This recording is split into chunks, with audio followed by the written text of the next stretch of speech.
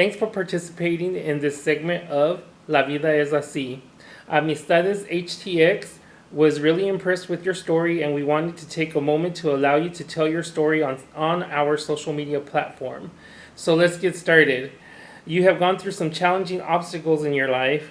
Could you tell us a little bit about your background leading to your experience with your challenge? So there is some background. Before, my main challenge has been HIV since about my early 20s. But the challenge really presented itself with other folks besides me first. Found out my stepfather, first that my uncle, my stepfather's brother was living with HIV. I was in school in Michigan at that point. When I came home, I also found out that my stepfather had HIV. And so the first thing that popped in my mind was my mother's condition. And so she confided in me all this information, and so I took her to, Legacy was known as the Montrose Clinic back in the day, and that's where I took her, because that's where we all went as young gay men to get tested for STIs. Montrose Clinic in Richmond, so I took my mom, and she tested positive there too. And so I had 3 different family members, my uncle, my stepfather, my mother, all living with HIV before I ever became positive myself, and I started helping them. And through that, I got to know about some of the resources. There weren't very many, some of the resources here in Houston.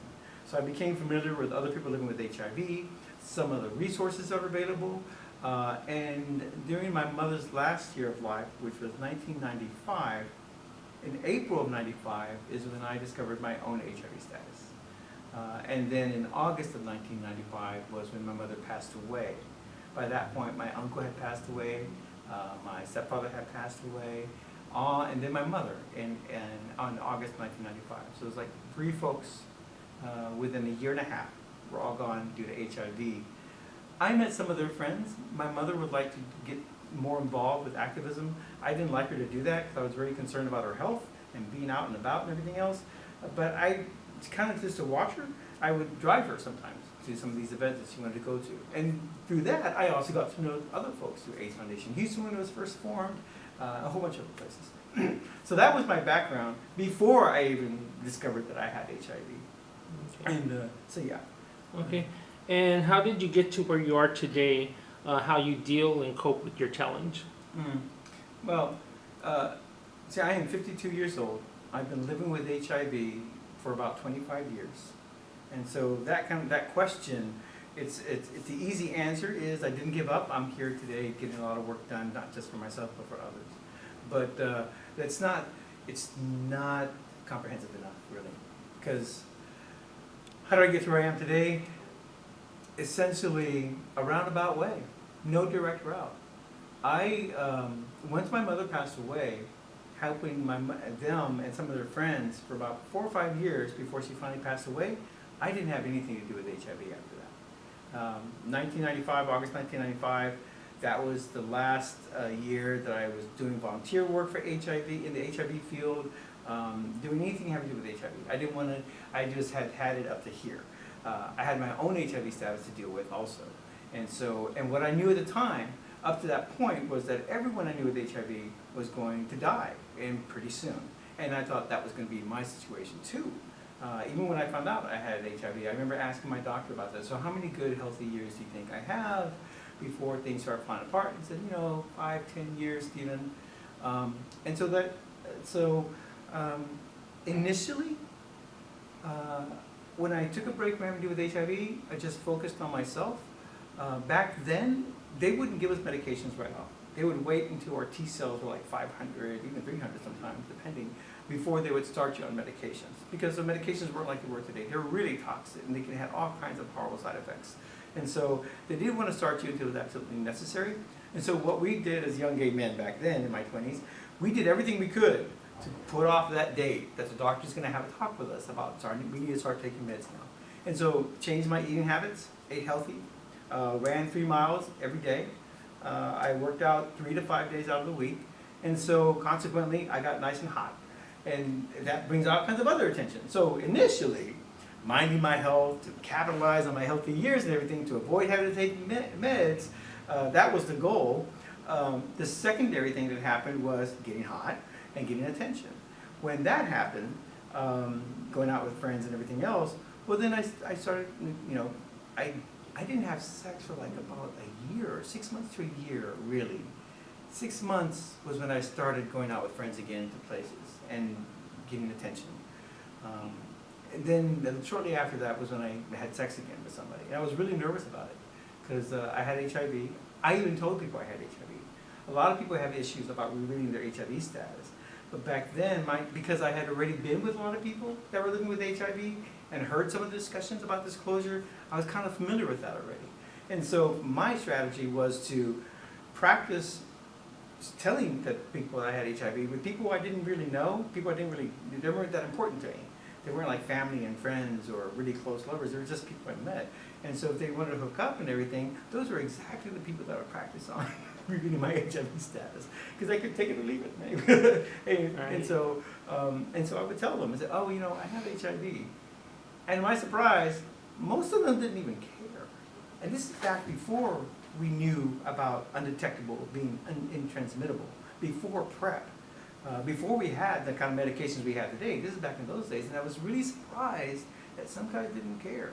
They just wanted to get together. So it was good practice for me, revealing my status. It backfired in some ways because I didn't really know the character of some of the folks with whom I was revealing my status, and some of them told other folks. But I was at a point in those days that it didn't really bother me. Tell me what you want. It doesn't bother me. And so it never was an issue for me, revealing my status. I think, again, because of all the experience I had helping other people that I loved dearly, that I lost to HIV and AIDS, that's why I didn't care about revealing my status. The most important people to me were already gone. And so that's how I saw it. That led to drug use, though. Meeting up with guys and hooking up led to drug use. So I've had about 7 years of not being actively involved in the HIV community, going out on weekends with friends, still exercising and everything else, having sex, being introduced to drugs, and then using every single drug that there was over time. I think of every single one. I think I've used them all now. Multiple times, some of them, mixing some of them. But then in 2000 or 2002, in that range, is when I started coming back into helping with the HIV field. That was about 7 years out of it. And I read an article in the Science Times, the New York Times. On Friday, they have a section called Science Times, and they were talking about the rising rates of HIV among women. And when I read that article, I've heard this story before. When I read that article, it got me really angry because something my mother said to me when I had taken her to one of the support groups, the Bearing Support Group, meets Wednesday night, the potluck. I took her to that one night, and that night that we went, it was always strange for us. There was 3 women total in that group that evening, which was great. It was the most women my mother had seen up to that point. There were more women later, but up to that point, it was the most women my mother had seen. When we started going to that group, it was twisted for us because most of the young men you saw there who had parents with them, it was their son that was living with HIV, and the parents were there making sure that they could get good care, they were taken care of to support them. For us, it was the opposite. I was the gay son, but I didn't have HIV. I was there because my mother had HIV and helping her get the kind of support she needed. So when they would separate us, because they would separate us into different groups, the caregivers and the people living with HIV. I didn't have HIV then, so I went with the caregivers, which are basically all the parents and partners and friends. And my mother went with all the folks living with HIV, which is mainly gay men and everything else. And so I always felt like I'm not in the right group here.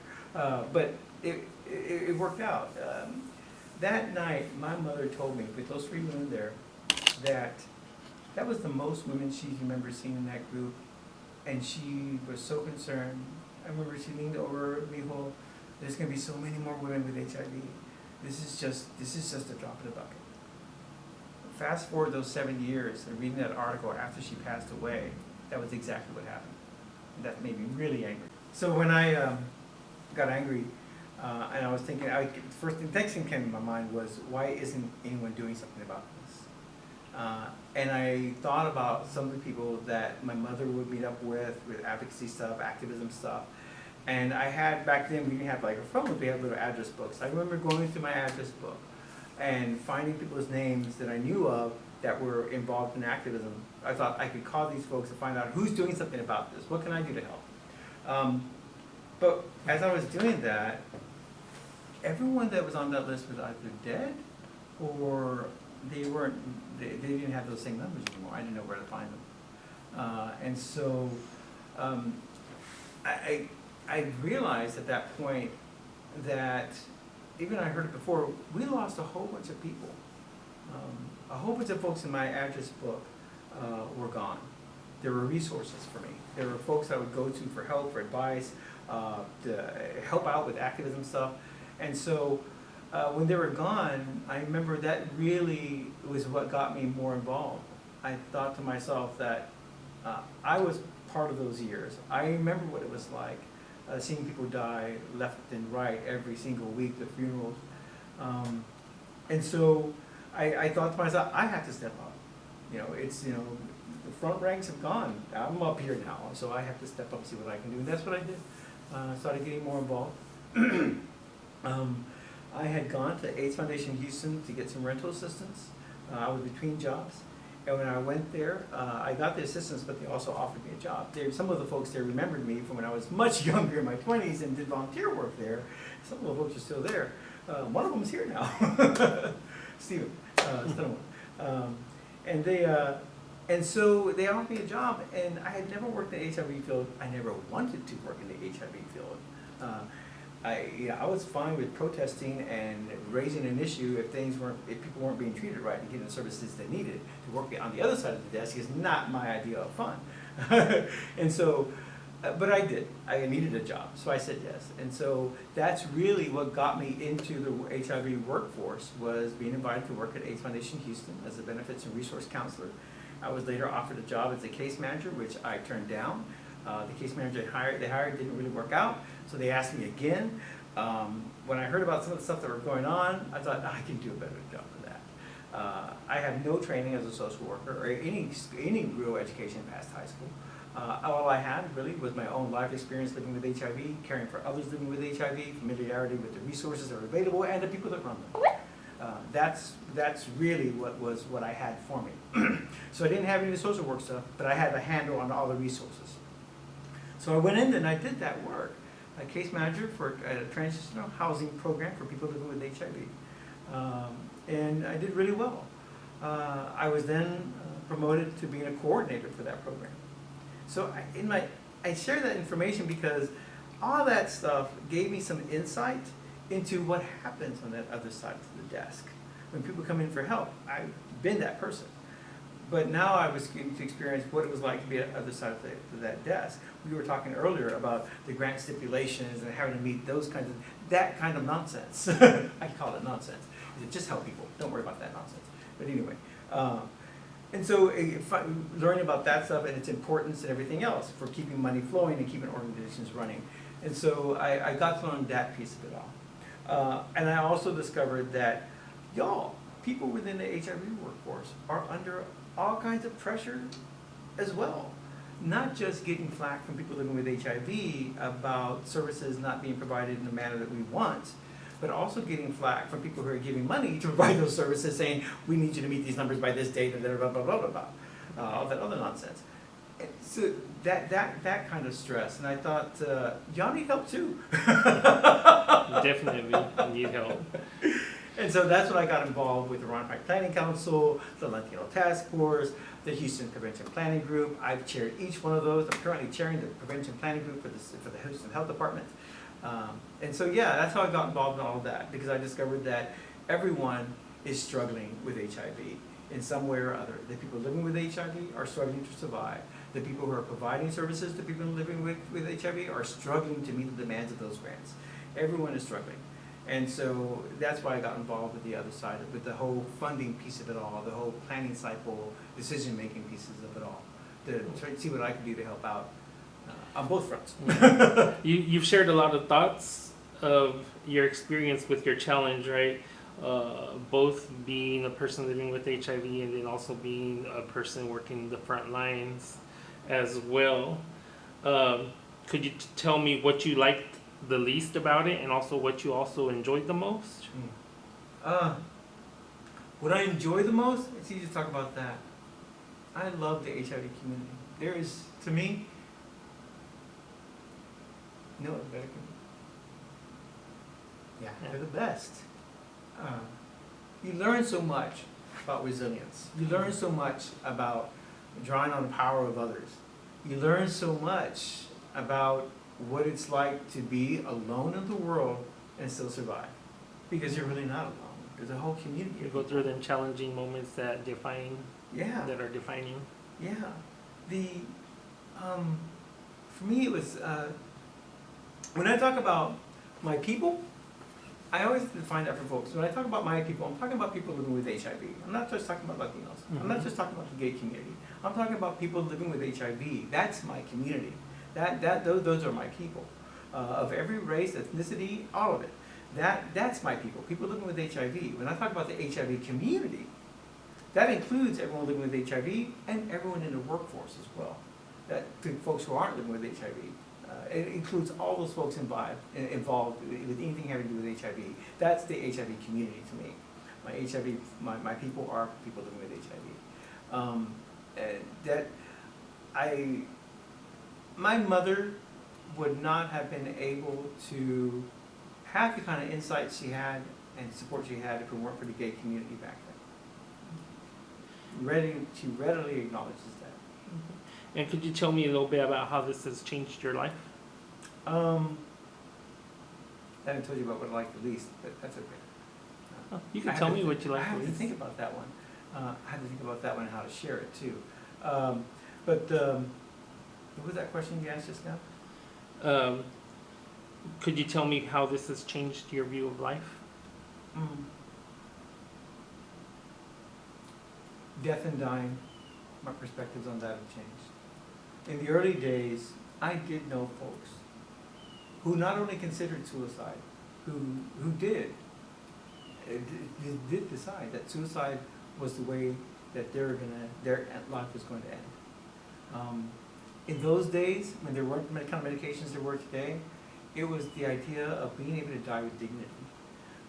Because what would happen if you're living with HIV, you could lose your house, you could lose your job, you could end up in some kind of hospice someplace or a shelter. And some men didn't, and some men mainly that I knew, didn't want to go through that. They wanted to die in a way that they wanted to die, with the stuff that they wanted to have, all that they wanted. That's what they wanted, and so they did not want to die as some kind of emaciated person in a hospital bed. They wanted to die. Well, they still look good in some ways, and when things started going down, it never really made sense to me.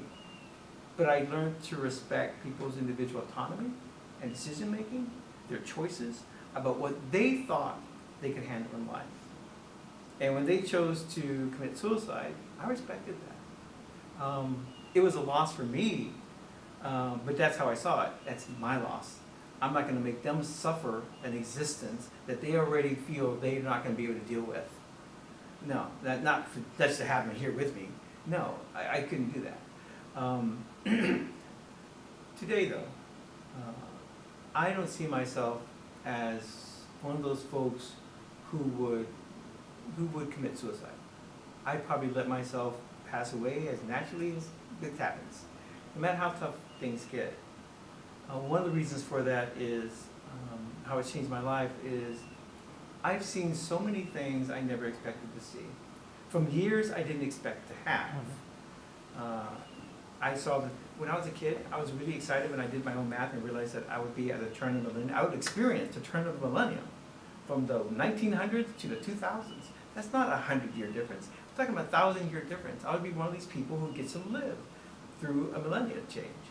And I was really excited about that. I didn't think I'd be able to do that once I found out I had HIV, though. So being able to actually live long enough to actually experience that turn of the millennium, remember Y2K, all that other nonsense that we went through back then, people can look that up later.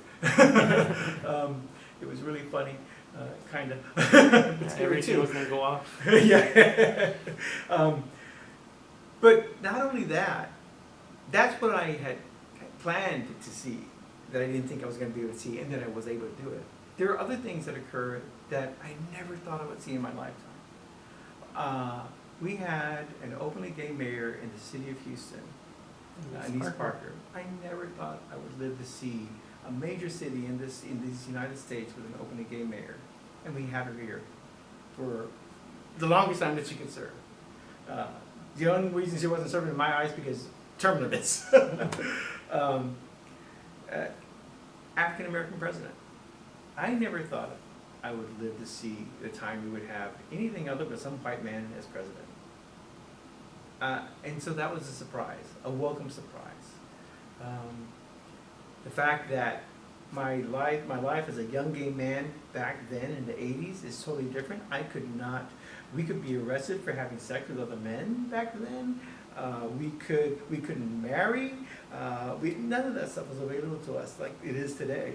I didn't think I'd live long enough to see all the stuff that's happened. That's a lot of changes. It's a lot of changes in the lifetime. Things that if I had passed away, I would Positive not changes. have seen. Yeah.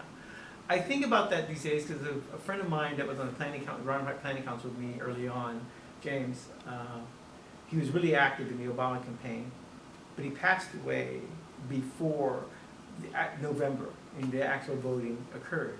He didn't get to live to see that the work he put into that campaign made history, essentially. It was that right there that really made me recognize and think about the things I had been able to see, but I would not have seen if I had chosen the route that a couple of my friends had with committing suicide. And when I thought about that, that's one of the things that's changed for me. I have every respect for folks who choose that route have some kind of dignity to their death. Complete respect for that. It's not an option for me because I have seen so many things I did not expect to see that I almost feel like I can't. It's not over yet. I just gotta watch as long as I can. Hanging on. Yeah, exactly. Yeah. So, what would you tell somebody that is going through your challenge? The same thing. Don't give up. That's essentially it. When my father passed away a few years ago, one of the things he said, we didn't talk for years. My real father, not my stepfather. Sporadically, maybe 3 times in the space of about 20 years. But towards the end of his life, we spoke more often on the phone. I went to his place a couple of times. We went out to eat. But one of the things he shared with me, I didn't know, but my dad had been kind of following me and what was going on with me through other family members, even on Facebook, stuff like that.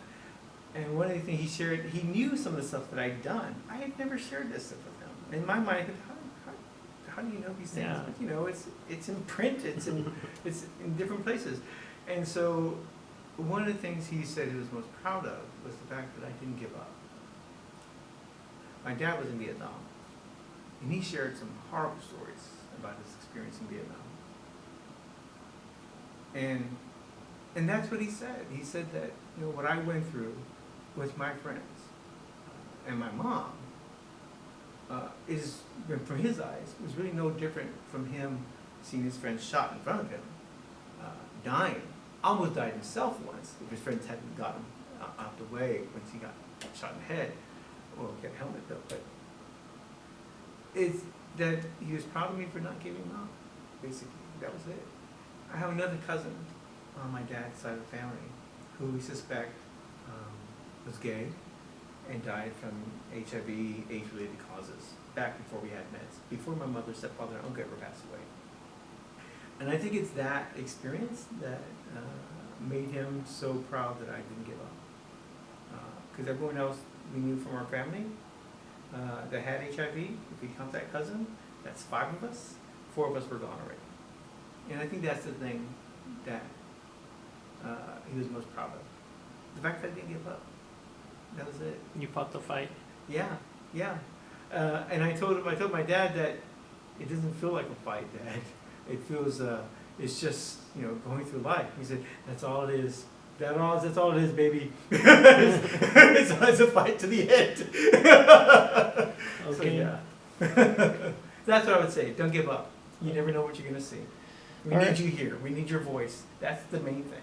And your voice has been very prominent in the community. When I first moved to Houston, and back in 2009, you were one of the first people that I met uh, at AMA, right? Yeah.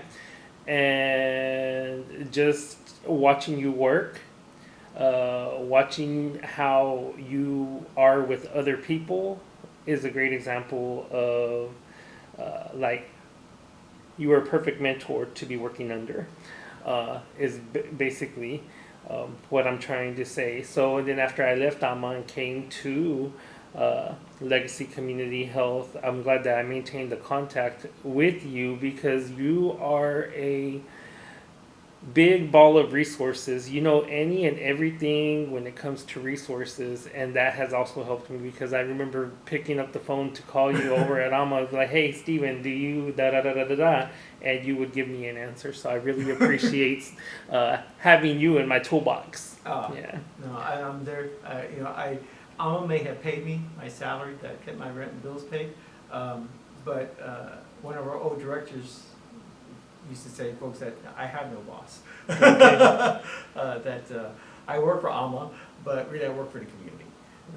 I would spend at Alma. I would get calls from people here at Legacy, from Montrose Clinic, from Ace Foundation Houston, just asking questions. Hey Steve, do you know of a support group for people who only speak Spanish? Hey Steve, my client just found out he had cancer. Do you know any like cancer HIV specialists in Houston? Those kinds of questions from all different organizations. Yeah, and so at AMA when we work together, sometimes I'd have to be pressed to get my work done because I'm not answering just your questions and everyone else's questions, but people who are calling from all over the city asking questions too. So you're I doing have my more- own report to do now, people. Yeah, you were doing a lot of work that you were supposed to have been doing for AMA, and then everybody else is calling in to pick your brain because you're just a big old ball of knowledge. Yeah. And the last thing I wanted to do throughout this whole experience, right? What is the one thing that you are most personally proud of? Yeah, I knew that question was coming. It's always a difficult question for me. On the large scale, I can say I am most proud of what I've been able to do to help other people living with HIV with using their own experience and their voice to make changes for themselves and for the larger HIV community as well. That's, I think, what I'm most proud of.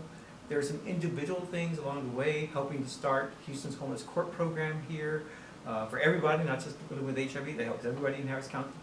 Thank you, Judge Kirkland. Stephen Kirkland. Vote for him next time, folks. Please do.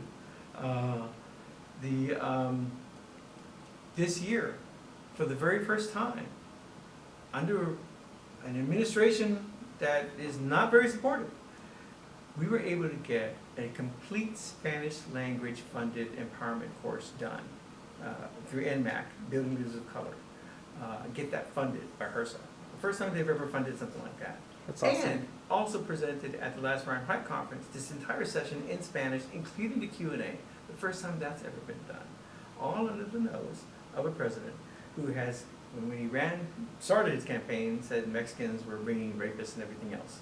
But right under his nose, we did this all in Spanish, funded by the federal government. Thank you so much.